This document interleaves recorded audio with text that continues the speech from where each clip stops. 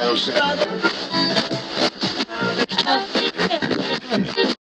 can't make it up that Canadians in our government are more focused on protecting PDF files and unaliving its own citizens instead of offering health care. And we need to talk about it. Welcome back to the Freedom Pines podcast. I'm your host, Jamie B. This is where we debrief and discuss pop culture and politics from an independent perspective. And if that interests you, don't forget to like, comment, subscribe, hit that notification bell, and let's get into today's video. But before that, please share my podcast if you enjoy this, because it's hard to get my name out in Commie Canada. Let's get into it. So first, I'm going to talk about this child abuse material new ruling that they made with the senators, okay? They removed minimum sentencing for PDF files who have been caught with abuse material of children.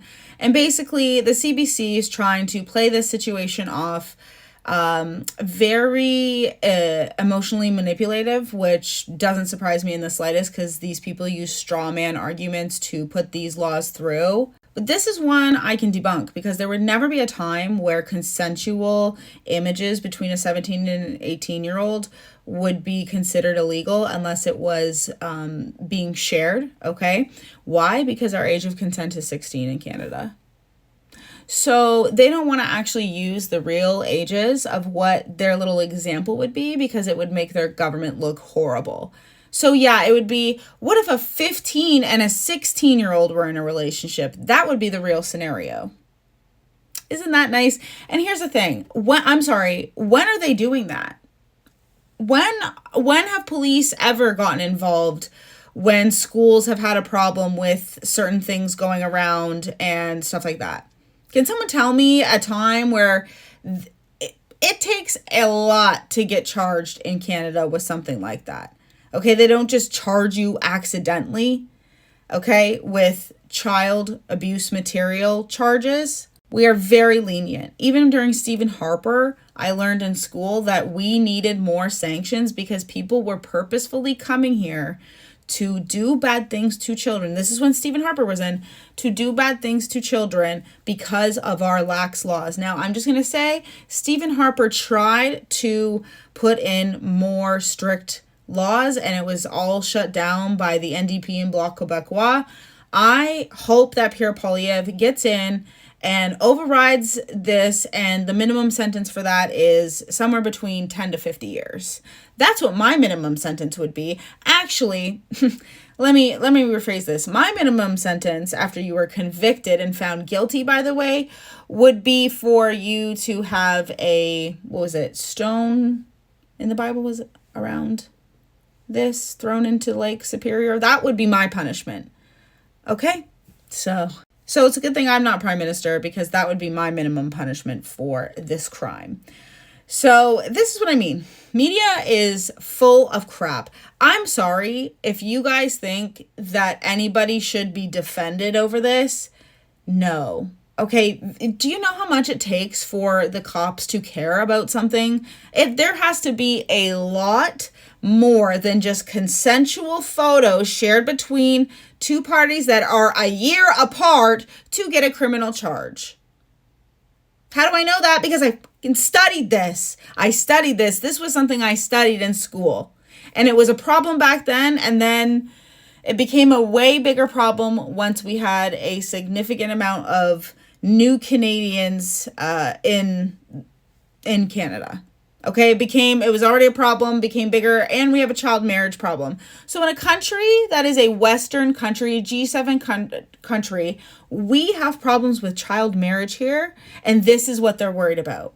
The PDF files rights to not have a minimum sentence of 1 year. It should be 50. Okay, thanks. People have the gall to say, no matter how you slice it, it's a good thing. I don't see how this could ever be a good thing unless they were replacing the minimum 1 year sentence with 50. Because like I said, those scenarios do not happen. We have a femicide. One woman dies every 48 hours at the hands of her partner. Do you think we have enough resources to even bring justice to those women, let alone searching some, unknown consensual photos between boyfriend and girlfriend, unless it becomes something like revenge sharing, like sharing those with people. What are you guys, and that should be a charge. You shouldn't be allowed to share those images with other people, okay? That's when a charge would be brought on. I have, once again, no idea where these fantasy lands, where these liberals live in, where someone could be charged for harming a minor and them be guilty of it but not deserve 1 year of prison. What are you guys talking about? Okay, then if these one offhand scenarios, make a fucking law about that then. What, we should have minimum 10 years. Honestly, realistically, 10 years minimum. If you are harming a child, I do not understand. And I'm sorry, does the minimum 1 year tell the judge? Does that rule tell the judge, oh, because there's minimum 1 year, you can't give them 50? That doesn't make sense either. So I have no idea how the left could slice this as a good thing. But not only do they lie about it, but they protect PDF files. Now, how about they focus on protecting victims for once in their lives and believe people? Because their whole motto is to believe women unless they're talking about a medical, allergic reaction. Then suddenly you're anti whatever that medical injection is. Nor do they believe women, especially people with disabilities, when they tell them that the government only offered them to be unalived rather than healthcare. But now we have the absolute proof. Okay, let's watch this. Striking, and I don't want to be accused of putting words in your mouth, but it sounds like what I'm hearing you saying is that people who have disabilities are interacting with healthcare, seeking other kinds of public services, are proactively being offered MAID when they're seeking completely different services. Is that is correct? Okay, that is what I am saying. Is that common? Are you hearing about that a lot, or is it weekly? Mm-hmm. Okay, you're hearing weekly complaints from people who live with disabilities who are seeking other kinds of services, and someone says to them, "Well, have you thought about MAID?" The person that said yes in there is the Liberals person who is in charge of taking care of Canadians with disabilities as a whole. Admitting to you that people every single day are being offered MAID other than healthcare. This is a sick country, okay? And I understand that people are under the impression that this is somehow humane because people look peaceful, okay? I want you to know that if that is the way that you think, I understand, because a lot of the brainwashing comes from working in these places. But I need to let you guys know something, that if you guys don't stop or don't start speaking up for the patients, which they already have done, okay, the nurses came out in Ontario and basically admitted that every single time they go into work, they have to choose who lives or dies. Yeah. It's crazy because when I learned about the residential schools, I literally self-reflected and said, holy crap, since I know how bad the abuse is in schools right now, okay, and I worked in the schools, are people going to look at me the same way? I really wish the left could take a look within themselves, especially the people who are working for the government at these safe supply spots, healthcare, the schools. I understand, though, taking that risk and going against the union.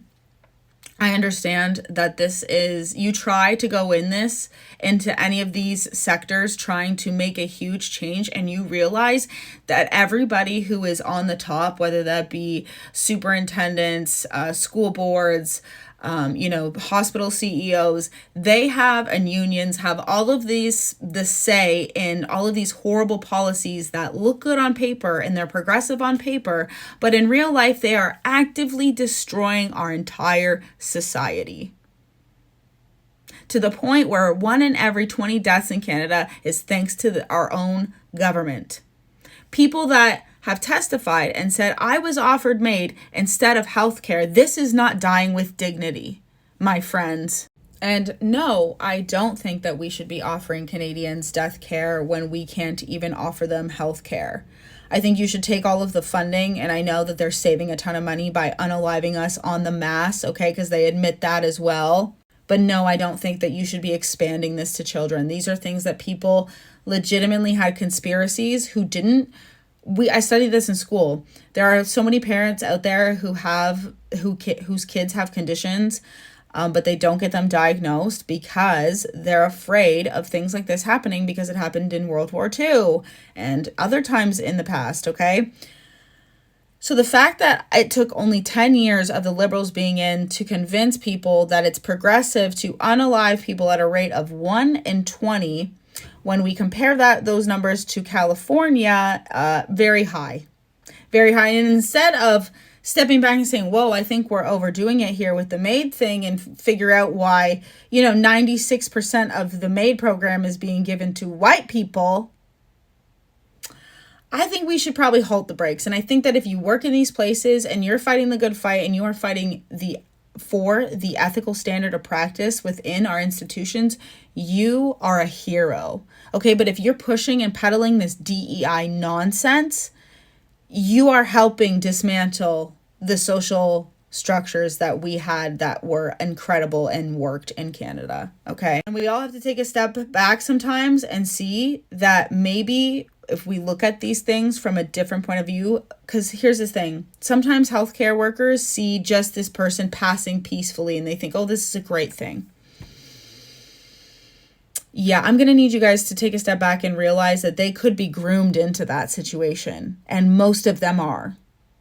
There is something going on in Canada. If you guys have convinced white people to hate themselves that much that 96% of us have been offered and taken MAID or wanted MAID, that's absurd. That's absurd, and you guys need to halt the program, because that's what would normally happen if things like this were happening, right? Because all of the things that they didn't say would snowball have all of a sudden snowballed in the last 10 years.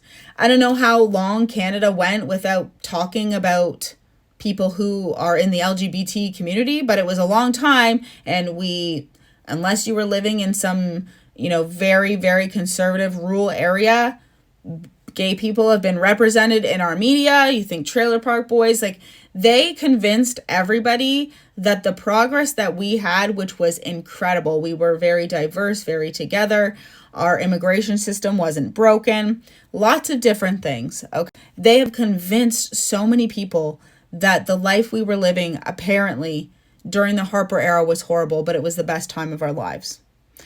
Worst personal time in my life. I was left pregnant and adopted in that time. But Canada, I could still do fun things. Imagine being a teenager right now who is in a horrible home situation, okay, and, can't even find a job. They're finally of age to be able to go make their own money because maybe their parents didn't have enough, and their parents are always working, so they go to get a job, go to, see the hope in the future. They can't get a job. Can't afford concerts, can't afford to do anything fun that should be doing as a teenager because parents can't afford. When you have to pay elite prices to go to these concerts, okay, people can't afford to do that.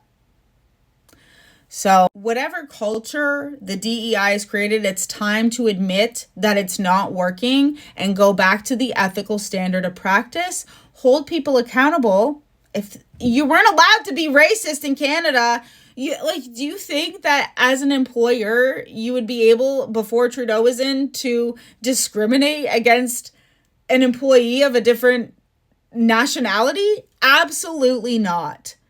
So it means that the left admits that all of these things were in place and they looked the other way when racism happens. How do we know that's not happening now? Because they're like, well, you're white. You wouldn't know if the ethical standard of practice worked because it was working in your favor. It literally has diversity in there and inclusion. It's not the DEI program. It's actually an ethical standard of practice that makes sure that every Canadians get the chance to get ahead. Not everybody's going to live in that utopia, by the way. Not everybody's going to take the same chances that I did and have that wherewithal to pull themselves out of bad spots. And that would be even more admittedly hard now that nothing is affordable here.